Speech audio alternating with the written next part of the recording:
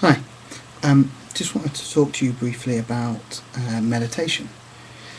Um, this morning, I did my meditation as always. My name's Mark Abadi, by the way. So, I teach meditation and I meditate daily. And the meditation, what you see, it does something which it's not very easy to explain because it's not actually here what it does.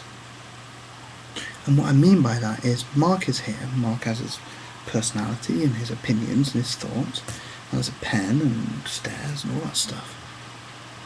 But ultimately, the meditation, what it does is it not provides you with something more to add into the mix, something more to add in. It's not just piling things in. In fact, quite the opposite. It's giving you space.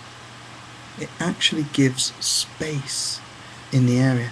And once you've got space, things can unfold. Because it's like, you remember those, try and maybe I'll draw it for you. You remember those like puzzles that you used to get as a kid. They were square and they had a picture on them, right? They kind of, they were square and they had a picture. And they had a picture on here. So it was a picture of whatever it was, Say it's a picture of a man, right? But it was split up into squares. And there was a picture of a man here, split up into squares. Now this square here would have been missing. So it would have been missing this square. And so they jumbled up all these other squares and the picture was mixed up, right? Okay. And so your job, the little puzzle, was to put it back into order. Now, you always needed that little space that was empty at the top, didn't you? Otherwise you couldn't manoeuvre the squares around to reorder them. So, imagine what you would do without that space. Imagine what you would do without that space. How could you reorder the picture? Because let's face it, we've all got pictures that need rearranging, reorganising and sorting out. I mean, that's what we are. We're human. Without the human spaghetti, as I call it, there's nothing to experience unless you have the spaghetti. So we've all got the spaghetti and we want to enjoy our lives a bit more. So we try and straighten it out and untangle the tangles and the knots. So it's analogous to that picture. We try and reorder the blocks until we get the right picture. But if you've not got that spare space up there, you can't do any ordering.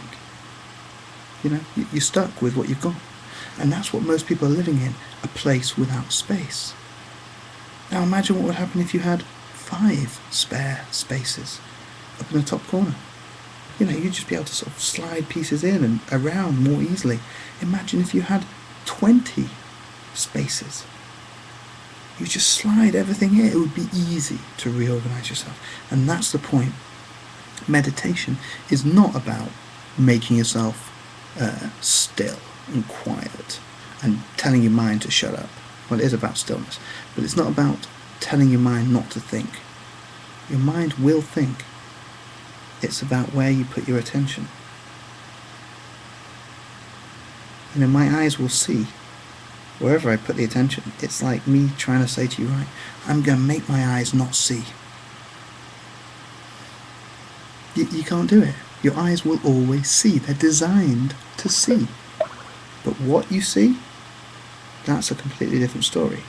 That depends exactly where you're looking. Do you get it? So that's meditation for you. And I just wanted to express this point about meditation because today we were meditating on a stillness. And there's a simplicity that comes with it, which is not physically definable. Like, you can't say to someone, what do you get from meditation? And I go, oh yes, I get this, this, this, and this. It's more than that, and less. It's a place of stillness and neutrality from which you can approach anything.